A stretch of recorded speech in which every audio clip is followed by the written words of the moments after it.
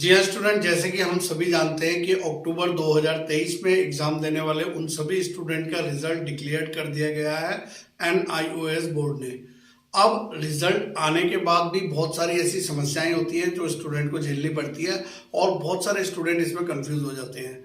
तो वो क्या क्या समस्याएं हैं जिन स्टूडेंट्स का क्वालिफाई हो गया है या जिन स्टूडेंट का क्वालिफाई नहीं हुआ है या कई स्टूडेंट का सारे सब्जेक्ट शो नहीं कर रहे हैं, उन सब को लेकर मैं यहाँ पे बात करने जा रहा हूँ। तो अगर आप हो ऐसे स्टूडेंट जिनको रिजल्ट के बाद कोई भी समस्या है तो बिना समय गवाए चलिए हमारे साथ, ताकि हम लोग आपकी समस्या का सॉर्ट आउट कर सके। चलिए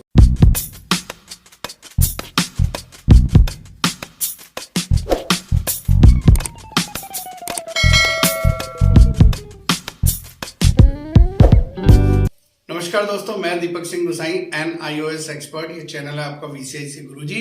आज का हमारा जो टॉपिक है वो ये है कि रिजल्ट आने के बाद क्या क्या प्रॉब्लम जो है स्टूडेंट के सामने आती है।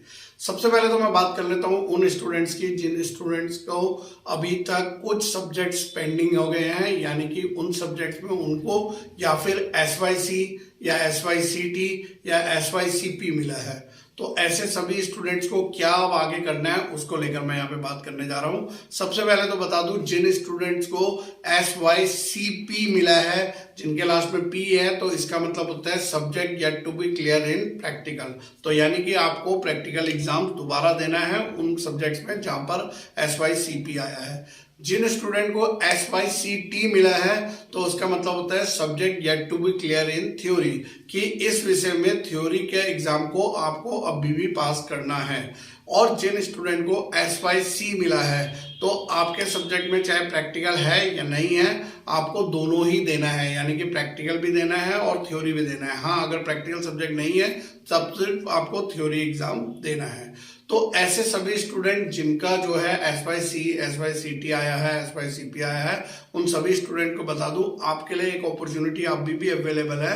आप अप्रैल 2024 के लिए एग्जामिनेशन फीस भर सकते हैं और वो एग्जामिनेशन फीस भरने के बाद आप जो है एलिजिबल हो जाएंगे उन पर्टिकुलर सब्जेक्ट्स को अप्रैल वाले एग्जाम में देने के लिए। अभी अगर आप अप्रैल वाली एग्जामिनेशन फीस के पोर्टल में जाएंगे तो वहां पे क्या हो रहा है कि लेट फीस भी इंक्लूड हो रही है, क्योंकि जो है अप्रैल वाले स्टूडेंट्स के लिए लेट फीस लगाई गई थी। लेकिन जो अक्टूबर वाले स्टूडेंट्स हैं, हो सकता है एनओएस बोर्ड उनके लिए 4 या 5 दिन या 1 हफ्ते के लिए पोर्टल ऐसे ओपन होगा जहां पर आपको सिर्फ एग्जामिनेशन फीस पेड करनी होगी, आपको लेट फीस नहीं देनी है, क्योंकि आपका तो रिजल्ट ही अभी 26 तारीख के बाद आया है।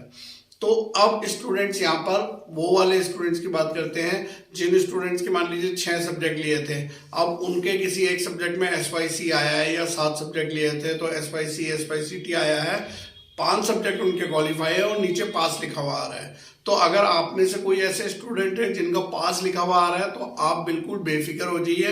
अब आप पास हो गए हैं क्लास 10th या 12th में, हाँ ये ऑप्शन आपके पास अवेलेबल है कि चाहे तो आप उन जो SYC या SYCT आया है उन सब्जेक्ट को आप चाहे तो दे सकते हैं और ना चाहे तो स्किप भी कर सकते हैं, क्योंकि आपने 5 सब्जेक्ट को क्वालिफाई कर लिया है। और साथ में बात करता हूं उन स्टूडेंट्स की जिन्होंने 5 सब्जेक्ट को क्वालिफाई कर लिया है और उनका रिजल्ट आ चुका है।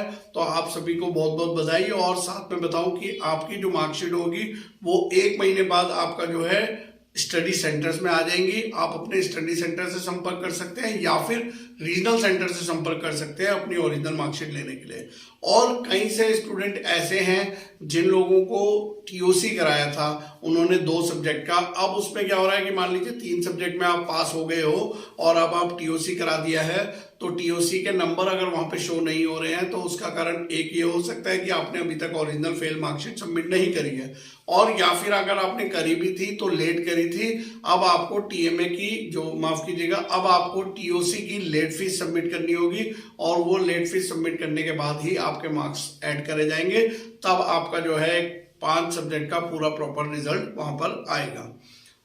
बहुत सारे स्टूडेंट ऐसे हैं जिन्होंने अक्टूबर में पहली बार एग्जाम दिया है और अब वो 1 या 2 सब्जेक्ट में फेल हुए हैं, तो वो सोच रहे हैं कि हम ऑन डिमांड एग्जाम देके जनवरी में इसको क्लियर कर लेंगे। तो आप सभी को बता दूं, जी नहीं, इसमें एक रूल होता है कि जब तक आपको पूरा 1 साल ना हो जाए एनओएस बोर्ड में, उससे पहले आप ऑन डिमांड एग्जाम के लिए एलिजिबल नहीं होते हो।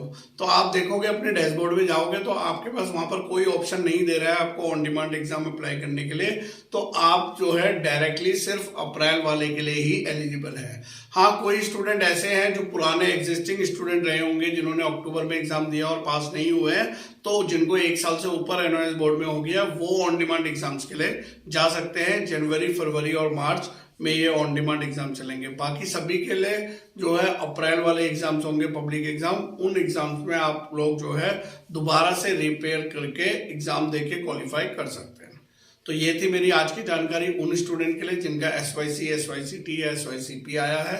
और अगर आपको ये जानकारी जरा भी हेल्पफुल हुई तो हमको जो है लाइक जरूर दीजिएगा और साथ साथ में चैनल को सब्सक्राइब करिए, शेयर करिए। इसी तरीके के वीडियोस में लेकर आता रहूंगा। तब तक के लिए बाय बाय, धन्यवाद, जय हिंद।